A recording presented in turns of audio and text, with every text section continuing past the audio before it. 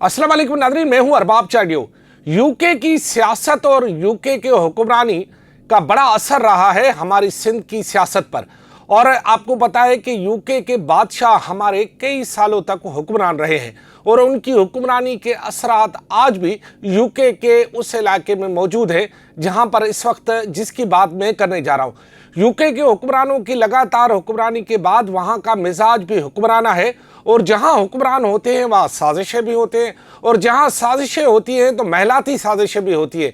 और यही वजह है कि यूके में इस वक्त एक निशस्त पर जिसमें कौन बनेगा सुल्तान के हवाले से एक यानी कौन बनेगा उस निशस्त का बादशाह, उसके हवाले से महलाती साजिशें शुरू हो गई हैं। और ये साजिशें जो है महलात के अंदर ही हैं और इस साजिशों का मरकज़ वही बादशाह घराने के लोग ही हैं जिन्होंने यूके में हुकूमत की है या यूके के ज़रिए उन्होंने बाकी सूबों में जाकर या अपने ही सूबे में किसी तरह हुक्मरानी कर रहे हैं।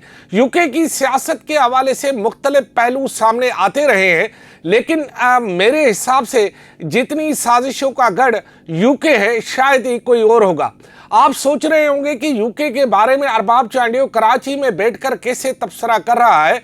हालांकि यूके तो एक पुरअमन है और वहाँ के अमन अमान की मिसाल दी जाती है और वहाँ पर क्राइम रेशो शायद बाकी हवाले से कम होगा। मैं आप ज़रा इधर उधर नहीं जाइएगा प्लीज़, आप ज़रा मेरी बात को गौर से सुनिएगा और मेरी बात को समझिएगा। आप यूनाइटेड किंगडम की तरफ न जाइएगा। मैं उस यूके की बात नहीं कर रहा हूँ जिसका नाम इंग्लैंड भी लिया जाता है। मैं अपने यूके यानी उमरकोट की बात कर रहा हूँ। आपको यकीन होगा कि उमर बादशाह ने, जिसका किला आज भी उमरकोट में मौजूद है, उन्होंने बरसों तक जो है वो सिंध पर, राजस्थान पर, बल्कि पूरे इलाके पर एक हुकूमत की है, बादशाहत की है।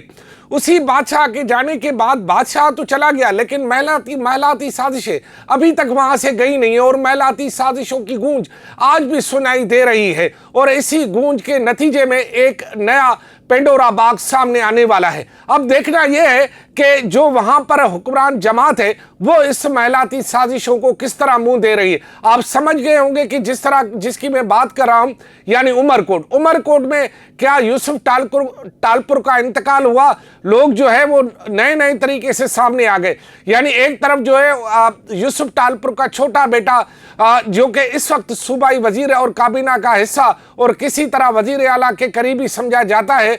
जी हाँ, आप समझ गए होंगे तैमूर टालपुर। वो चाहता है कि ये निशस्त उनके बाप के पास उनके घर पर ही रहे, या तो उनकी किसी फर्द यानी किसी सीनियर फर्द को ये टिकट दिया जाए या उसके बाद फिर किसी जूनियर फर्द को ये टिकट सौंपा जाए। लेकिन क्योंकि उम्र का हिसाब किताब चल रहा है लिहाजा उनकी ख्वाहिश ये है कि पहले घर के किसी सीनियर फर्द को ये टिकट सौंपी जाए और उसके बाद जो है फिर जब जूनियर लायक हो जाए तो फिर वो जो विरसा है वो जूनियर को मुंतकिल कर दिया जाए। इस तरह सूबाई और कौमी असेंबली की निशस्त जिस तरह पहले तैमूर टालपुर के घर पे रही है उसी तरह उसके घर पे रह जाए।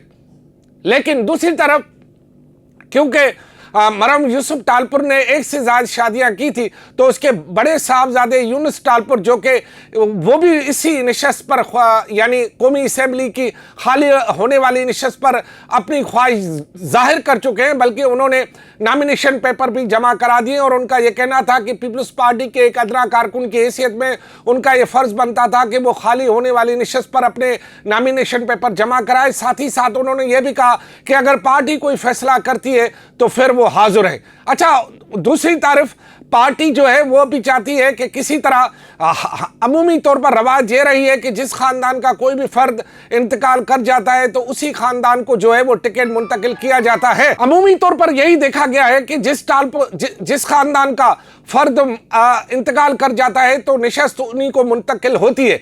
देखना यह है कि हालिया इस फैसले में पाकिस्तान पीपल्स पार्टी वो जो महलाती साजिशें इस वक्त एक दूसरे के खिलाफ हो रही है उनको ख़त्म करने में कितना असरअंदाज हो सकती है, क्योंकि यह भी हो सकता है कि महलाती साजिशों की वजह से एक दूसरे से अनबन की वजह से यह निशस्त टालपुर ख़ानदान से निकल कर किसी और ख़ानदान में चली जाए, इसका इम्कान कम है। लेकिन पार्टी को यह फैसला बहुत जल्द करना होगा क्योंकि बातें के जितने मुंह उतनी बातें, जितने कान उतनी ही सुनवाई। तो लिहाजा पीपल्स पार्टी को अब इस पूरे मामले में बड़ी मुशावरत करनी चाहिए। लाजमी इस मामलात में बड़े फैसले जो है वो फरियाद टालपुर करती है, तो फरियाद टालपुर को चाहिए कि वो इस मामले में फौरी एक्शन ले और जो है इस मामले को कहीं ना कहीं सेटल कर दे, क्योंकि अगर ये मामला बढ़ा तो कोई और बीच में भी आ सकता है, क्योंकि ये नशस्त ऐसी है कि इस नशस्त पर मुख्तलिफ वक्तों में मुख्तलिफ लोग जो है वो इंतखाबात में हिस्सा लेते रहे, लेकिन कोई भी हुक्मरान जमात ज़िमनी इंतखाबात हार जाए ऐसा मुमकिन नहीं है। लिहाजा किसी और का चांस तो नहीं बनता, लेकिन आपस में अगर कोई अनबन हो जाए तो चांस बन सकता है। तो यूके इस वक्त जो है वो टॉप ऑफ द लिस्ट है उस हवाले से कि कौन किसको चित कर देगा, कौन बनेगा कौमी असेंबली का सुल्तान, ये आने वाला वक्त ही बताएगा। लेकिन पार्टी के दीगर रहनुमा को भी कहा गया है कि अगर खानदान में अनबन हो गई और वो आपस में नहीं बने तो फिर किसी कारकुन की भी लॉटरी निकल सकती है, और ऐसा माजी में होता रहा है। लेकिन देखना यह है कि टालपुर खानदान आपस में बनकर कोई तीसरा रास्ता निकालते हैं या अना और जिद की वजह से दोनों ही जो है वो इस नशस्त से हाथ धो बैठेंगे। और देखना यह है कि अगला इस नशस्त का सुल्तान कौन बनता है, क्योंकि यूके बहरहाल हुक्मरान तो रहा है, उमरकोट के हाकिम तो रहे हैं, लेकिन हाकिम जहां होते हैं वहां महलाती साजिशें भी होती हैं। अब देखना है कि ये साजिशें कहां आकर दम तोड़ती हैं। खुदा हाफिज।